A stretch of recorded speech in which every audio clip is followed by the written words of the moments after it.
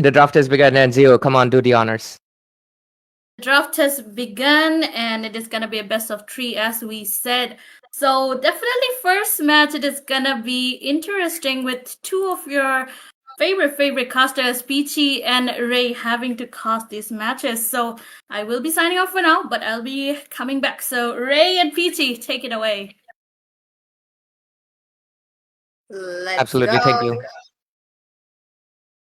Let's go. The draft is on. Now, both of them, black horses for me.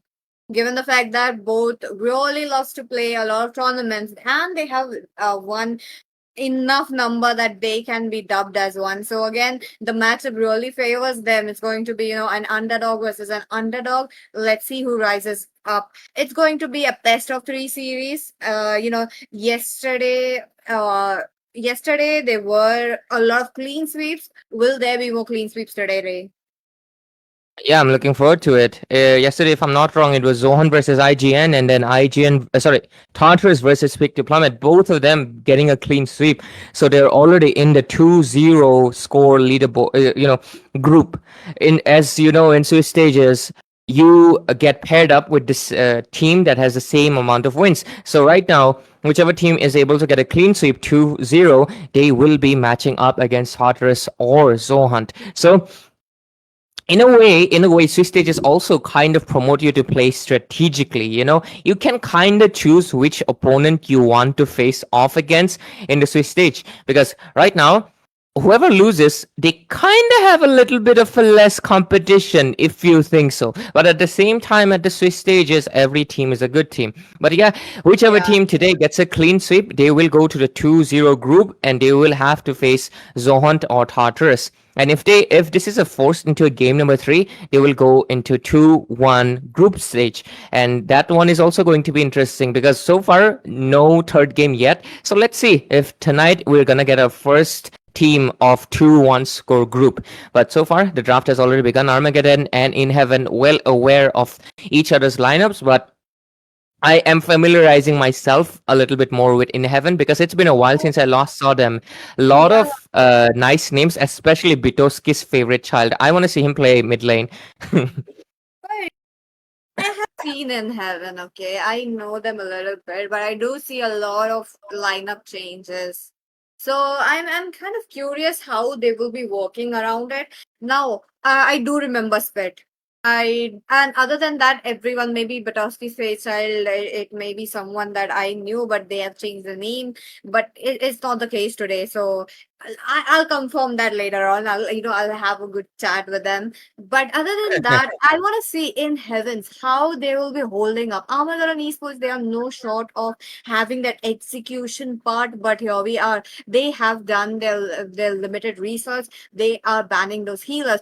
It's crazy how it's not yet the tank meta. I mean, it's just the Berkshire getting entered, the Fredrin with just a half step, not even a full one step, and yet people are banning the Florin and the Matilda. The power those two heroes hold, it's really crazy. Yeah, because Mathilda just has a really absurd amount of utility, and of course, the clutch shields. You want to avoid that.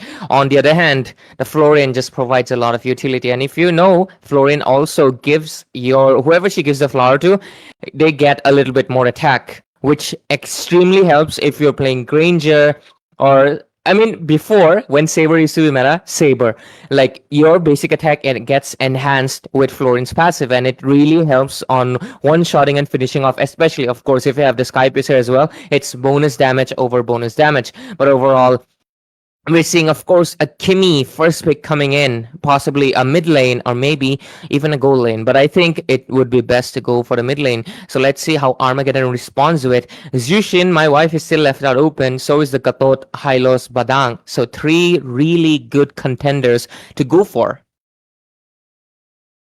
Oh my, I really love how members are going in for the Kalia band, but back again to the picking phase.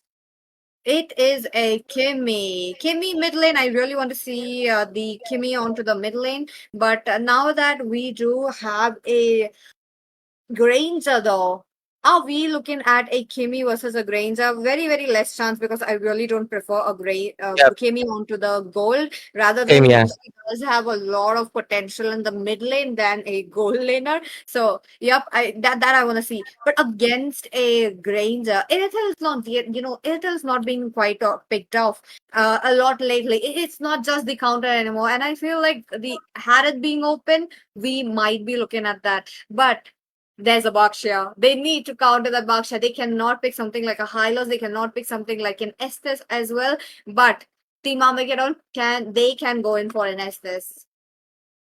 They can go in for it, but okay, they go in for CC, so that basically eliminates a chance of them having a tanky initiator. So what they gotta do right now is to have some form of a tanky jungler, because if they don't do it, if they commit to a fighter, or at worst case scenario, an assassin jungler, their lineup is gonna be a little bit too squishy. And let me tell you, Granger loves squishy targets. It's just easy food for him, and you don't want that to be happening. It's really interesting that the Zushin has been left unscathed from the hands of Armageddon, of course, because in heaven they cannot afford to go for a Kimi gold lane. So it made sense that they did not want the Zushin, but it's okay. The other side also did not go, so I feel like the Zushin is gonna get banned out by In Heaven at this point. But that does leave out the Hylos, the Gatot. Armageddon, they can pick it up for themselves, especially the Gatot, because Gatot will provide the main thing is that the flank. Kimi will have to forcefully either use the first skill or some spell to just survive the AOG, right? And that makes her vulnerable. So I'm really honestly looking to forward to a Gatot pick coming in from Armageddon on the EXP, of course, because yeah, this is a Rome Bakshia that's right now making the pace into the ML scene. Agree. We are back again with that tank meta. I did not want that, but somehow, somewhere. But do you think we will be getting that Lancelot tank? I mean, it has It's just the issue. Yeah, it, it's just the it, issue with Lancelot. it They need I to reduce the buff. force swing of his ultimate. It's absolutely nasty because almost all of the recent heroes like Guinevere, Clint, Claude, Irithel, everybody has force swing reduction. Which, if you don't know, ladies and gentlemen, force swing is basically when you use a skill, it's a slight delay you get before the skill is done, and also before you can do a basic attack or move around.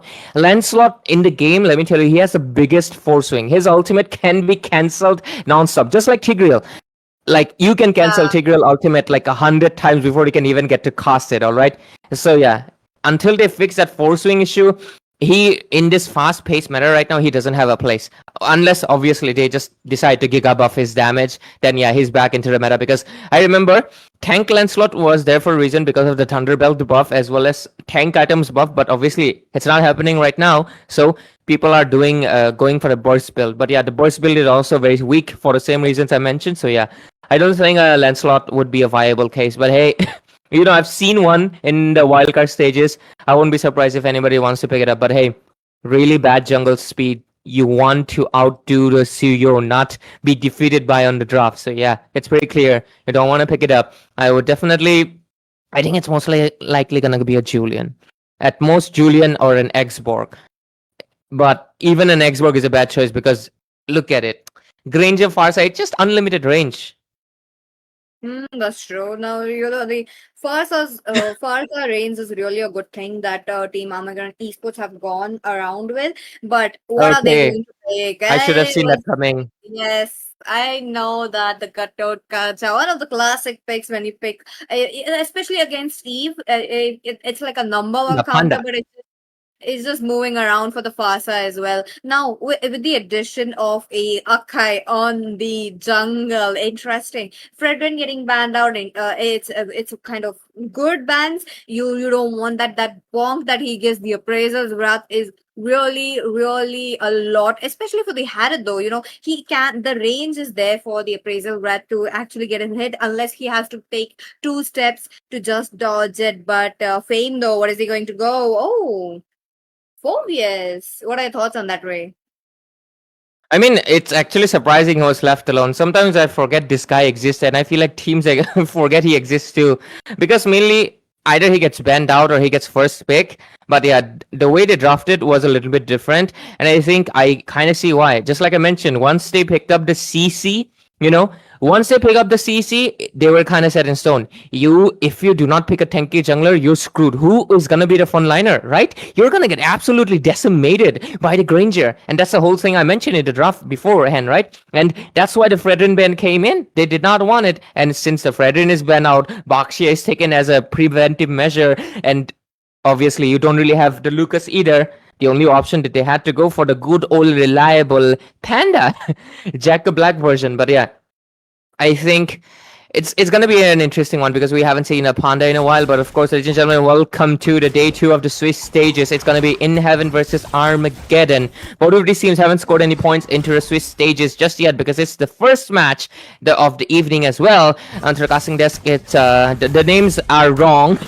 but don't worry, I can correct it immediately. See my magic. Well, obviously, it's the production is that I'm myself Ray, and joining me is Peachy, who's gonna be bringing you the thrill of the team fights, and of course Zero on the host desk, who's gonna be watching it from the sidelines. Let's see. Day number 2, game number 1, and match number 1 as well. Interesting. I really like how team In Heavens have went in for a tank versus tank, not an assassin versus tank. Previous few days, like the day number 1, we have seen a lot of Baksha getting picked, as well as at the enemies you see assassins, but not in this case. I am curious if they are updated with the meta, if they are updated with the rotations or not. As of now, there's a lot of pressure onto the top lane, but wait a minute, Gatorkasa gets back up because that is a first blood dropping in. The revitalize won't be stopping in, but Full Metal being level 4, Fame will be pinned down to the wall and double kill by Josie. That is really devastating to see, but wait a minute. For Billie Jean, that gets a 1, but he will be moving down. Triple kill. Maniac is there, but obvious. This is the most fastest Maniac I have seen. No, I will dub that as a Maniac. Phobius, let's not count that's your kill. It's their kill, but overall, I mean, it is given. The Suyo, the Baksha, the Farsa, all of the early lead was just a little bit too much. And right now, the snowball has already been... The butterfly effect is there, and the snowball is just going to grow bigger as the game progresses by.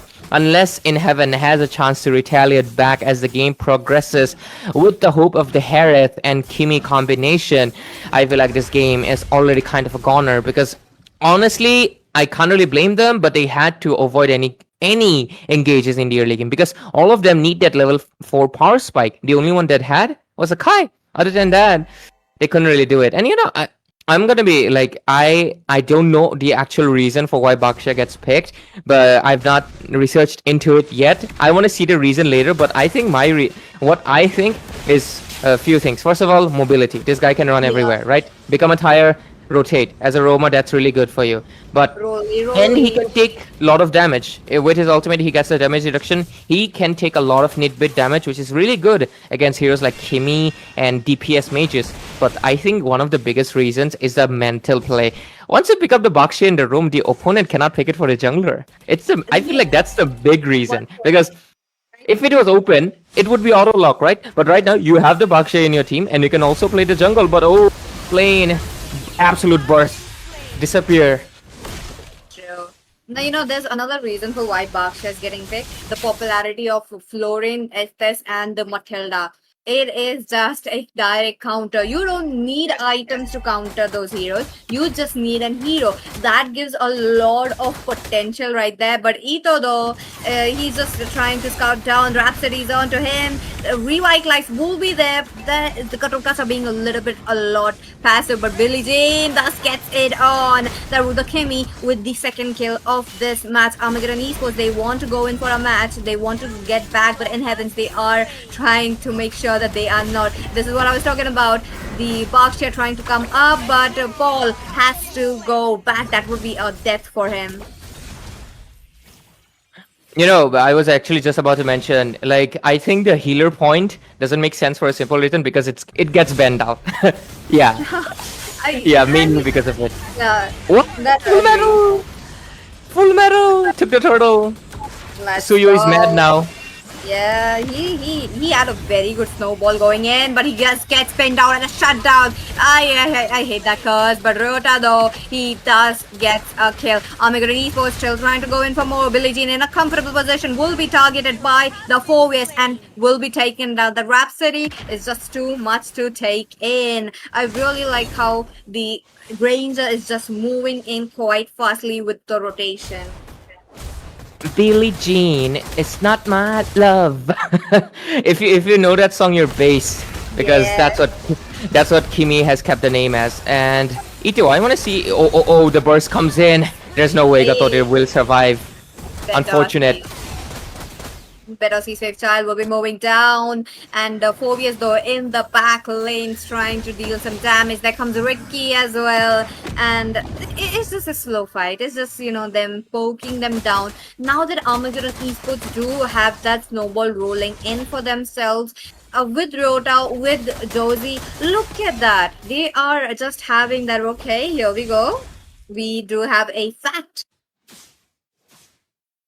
Yeah. Overall, like okay, Esmeralda feeds off of enemies' defense, but it's kind of sad. She's kind of fall off the meta. Sometimes she gets picked, but even then, her presence is not much. Oh, this Vitoski's favorite child. They are not subscribed to Vitoski, and they hate him for sure because they are making sure that he doesn't get anything on his hands. So far, the 4-9 score, 3,000 gold lead into the hands of Armageddon. They did kind of lose Suyo in the midst of it, but Granger is in a comfortable position, and I think they can go for an engage into the bottom lane.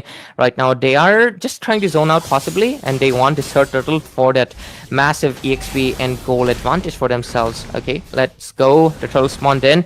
Akai, can he come in for a heavy spin? Let's see. Maybe not. He can, I feel like there is a little bit of a retribution gap coming in from both the teams. Here we're talking about Josie will be taken down. Full metal with another turtle, but Josie looking quite low. He's trying to look for a re-engage, but in heavens are not ready for that. Armageddon Esports can play on the re-engage. They can afford with the Farsa with a kind of a low cooldown. There's Ito on that Granger, but for the side of In Heaven, I feel like that is just costly given the fact that it is a Harith. Harith needs that Zaman force. If the Harith is not able to pull up with the Zaman force, I think they are going to be in some kind of a trouble in the re-engage phase. But here we are. The retribution though, I'm really worried for the side of Team Armageddon Esports. And of course, I just wanted to make a little bit of an announcement. YouTube has some form of a glitch due to the bitrate. So, ladies and gentlemen, the Facebook link has been pinned. So, if you're facing any disruption, do check it out. But here comes AOG.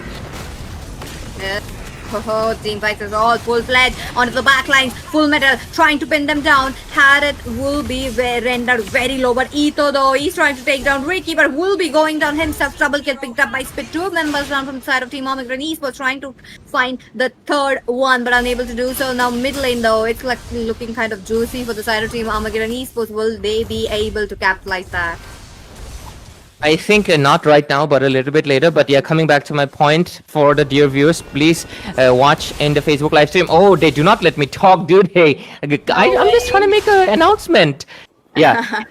I'm just trying to make the announcement, but they won't let me. Look at them. They're listening to me and they're like, Ray, you will shut up, okay? Let PT talk. But yeah, jokes aside, ladies and gentlemen, if you're facing a glitch on YouTube, the stream is very low in frame rate for you. Do check out the Facebook link that is given into the live chat. The stream is okay on Facebook because obviously Facebook is not glitched out. It's just the YouTube. Okay, Farsa uses up the Purify just to escape. Right now, the Lord is up. I think Armageddon is in place to go for it.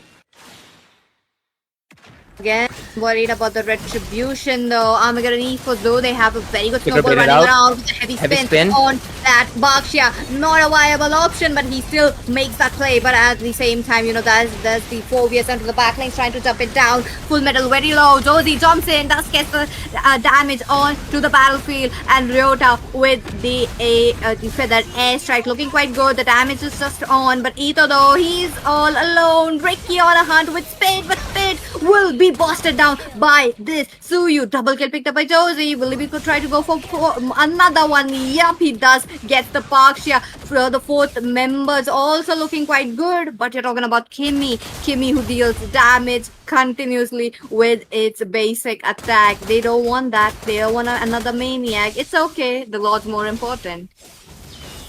They're gonna get a lot, just like I predicted, because their snowball effect is a little bit too strong for In Heaven to really handle, and it just, I feel like, a little bit into the draft. Gatot is just not seeing a good day. He's getting absolutely slaughtered each time he just appears.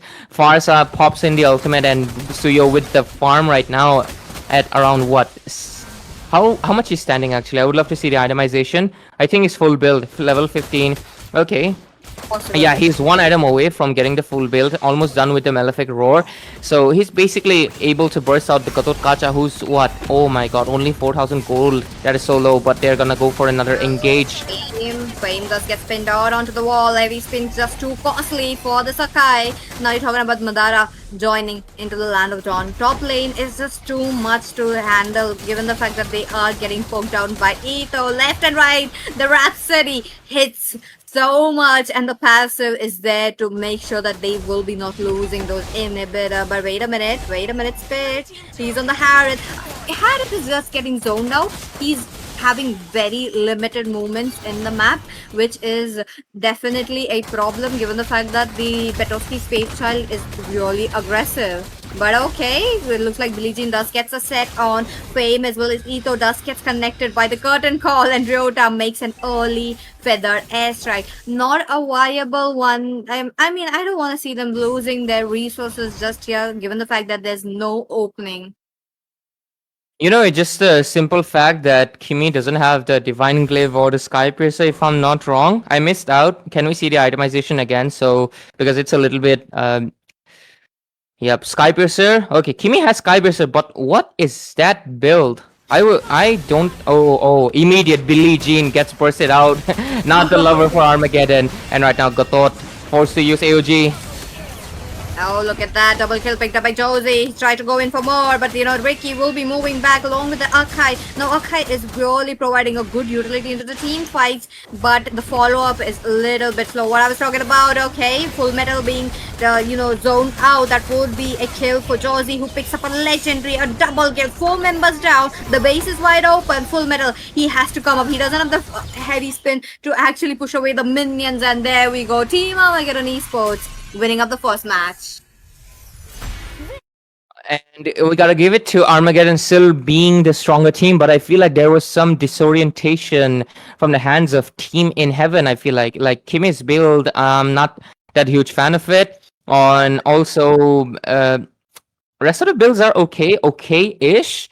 But yeah, I'm gonna be honest, Kimi's build is a little bit off for reasons I'll explain later. But other than that, yep, the draft as well, giving out Phobius, Granger, Farsa, so many potential power picks was honestly a really bad choice. Instead of the CC, I think they could have went in for the Phobius, and it would have really saved them a lot of time for a simple reason. They were planning to pick up the Harith.